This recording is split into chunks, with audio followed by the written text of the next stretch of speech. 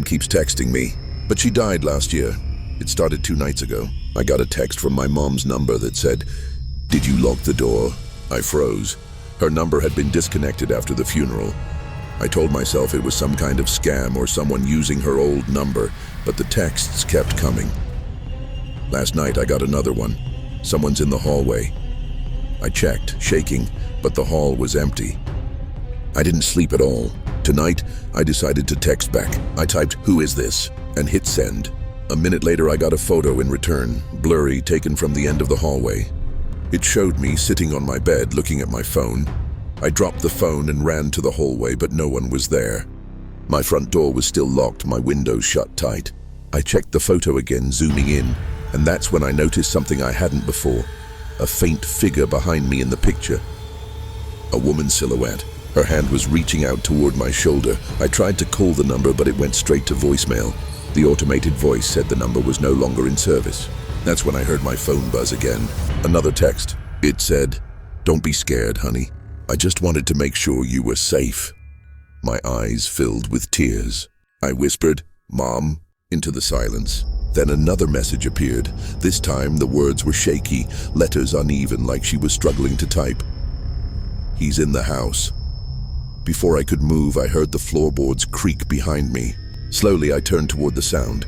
My phone slipped from my hand, the screen still glowing with the final message that just appeared. "Run." I bolted for the door, but it wouldn't budge. The lock was cold, almost frozen. I could hear slow, heavy breathing coming from somewhere in the dark living room. Every instinct told me not to look, but I did anyway. There was a man standing there, or something shaped like one. His face was wrong, blurred like a smudge that kept shifting. I stumbled backward, grabbing my phone from the floor, trying to call 911, but the screen glitched, letters flickering between numbers and words. Then, for a split second, Mom's contact photo appeared again.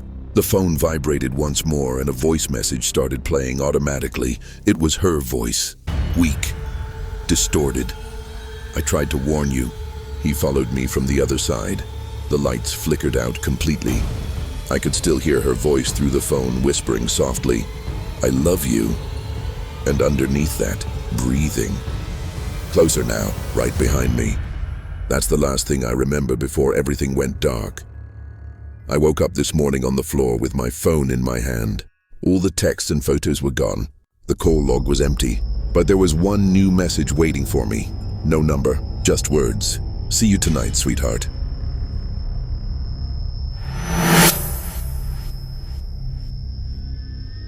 I was only 8 years old, and I have lived in haunted houses my entire childhood. None that have traumatized me like this one. My family and I lived in a fairly big house just outside of Temecula, California, and that house had a dark, evil energy. I dreaded coming home every day from elementary school, and I especially dreaded nighttime. That's when everything obviously got worse. We were a small nuclear family.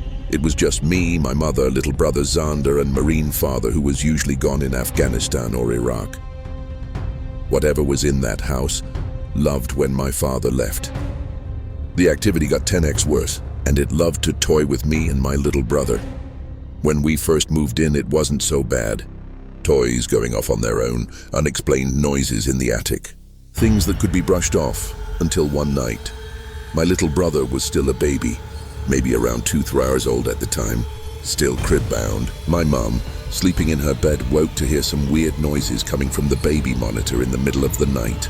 She described it as loud static, and then a man's deep, disembodied voice talking over the monitor. My mom immediately jumped out of bed, rushing over to my baby brother's room. She burst through the door only to see a shadowy-like being floating in front of his crib, staring down at him. As quickly as she entered, the shadow flies backward into the open closet at lightning speed, slamming the door shut, causing a hanger to fall down onto the floor outside of the closet. I can't imagine the fear my mom felt after seeing that, but I know she ended up moving Zander's crib to her room immediately. This was just after my dad left for Afghanistan, so obviously the activity would get worse from here on out.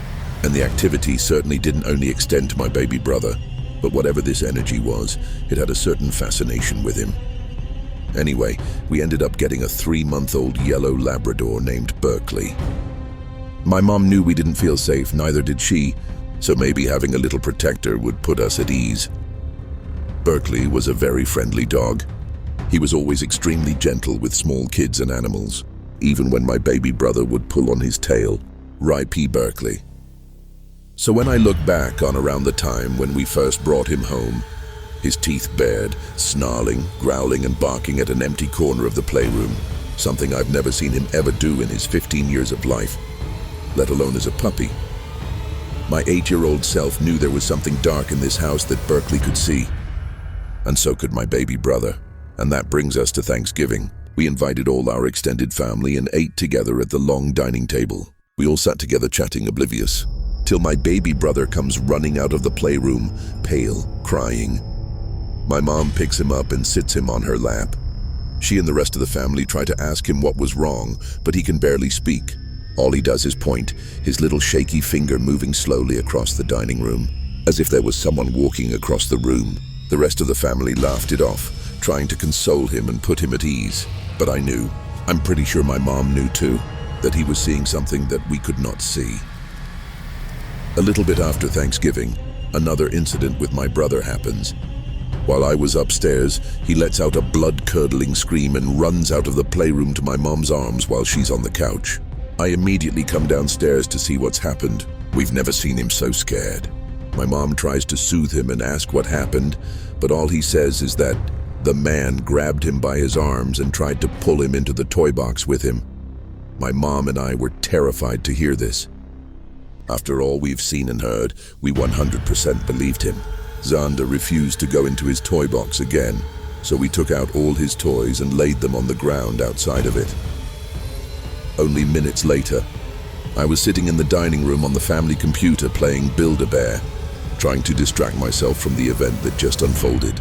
And then, my mom with widened eyes looks over at me from the couch. Lexi, she whispers firmly, fear in her voice. I snap my head up to see the Christmas chain I made at school hanging on the wall just beside the TV, being lifted up from the bottom chain. This wasn't a draft of wind. Something was holding the paper chain up by the tail end. It began to move around in an odd way, something bending it around. It then yanks hard on it, pulling the chain down entirely off the wall and onto the floor. There was absolutely no denying it now. There is an energy or energies in this house. My entire family was so afraid of nighttime. Me, my mom, dog, and baby brother all slept in her room every single night with the door locked. Night times when the heavy footsteps would follow you up the stairs, pots and pans would be played with, toys would go off when they weren't supposed to, sometimes saying things they weren't supposed to say. And the attic. Oh my god, the fucking attic. It was like the motherfuckers were having a party up there, stomping around at 3 a.m. Not to mention, waking up the next morning to find the pots and pans scattered all over the floor. It's like whatever this was, enjoyed chaos and our fear. That's when my mother gave me wise advice at such a young age that I still use to this day. Do not show it fear, no matter what. It feeds off of it. One day I was feeling brave. I was going to go into my own room for once in the middle of the day and lock the door. I was going to take my mom's advice. Fuck this ghost. I clicked the door shut and lock it. I climbed up the ladder to my singular bunk bed with space underneath it and made a circle of stuffed animals around me. I'm telling you, the minute I settled down into my bed, "Hi," says a very high-pitched childlike voice coming from space below my bed. It spoke to me. It spoke directly to me. I froze. I felt my heartbeat in my throat. It didn't sound like a child. It sounded like an adult mimicking a child's voice. I wanted to scream so badly, but I remembered my mom's advice. So I slowly but shakily began climbing down the ladder. My entire body felt like jello. "What did you just say?" I asked nervously, trying to hide my fear. It didn't respond. I ran to my door, shaky hands fumbling with the lock, and got the hell out of there. No matter where I went, no matter the time of day, I was constantly on alert for the next thing that would happen. Some nights I'd be too scared to sleep. My mom made the mistake of accidentally falling asleep on the couch while watching TV one night, while the rest of us were sleeping in her room as usual. Then my mum wakes to all the toys simultaneously going off. She tries to brush it off, ignore it. Maybe it will go away. No, it needed her attention. A couple seconds later, she can hear the pitter-patter of bare feet running across the tile, and then, boom, like someone pounded their fists on the sliding glass door as hard as they could. She quickly rises up and sees the blinds are bent and twisted, and immediately calls the police. The police come around 2 or 3 a.m., flashlights searching every inch of the house, including the attic. No intruders. My mom had enough, so she turns to a priest and has him come to our home. Unfortunately, that didn't work. One day after school, I see her light white candles in every single room of the house, smiling and dancing. She told me to join her, that our good energy was supposed to counteract the bad. I did so, thinking of all the happy thoughts I could as I danced in each room. That didn't work either. All we could do was just wait for my dad to come back, while every family member that stayed the night left feeling disturbed. My father finally arrived home, I think about 8 months later. The activity dialed down a bit but didn't dissipate. He was a firm disbeliever in ghosts. But after returning home, even he admitted that the things he saw happening left him feeling stumped and unsettled. We lived in that house for 2 whole years. 2 years of horror movie-like activity. 2 years of my nervous system being on high alert 24/7. I was relieved when he finally got stationed to Fet Leonard Wood. We could finally leave this place. As my mom was doing some packing, she could hear what sounded like a mother scolding her child in the walkway. That's why we believed there was multiple entities. Regardless, she prayed they didn't follow us, and they didn't. But that didn't mean we were safe from the spirits of our next home. Far from it. If you enjoyed this video, hit that subscribe button to join Mr. Nightmare, where every night brings a new story to life.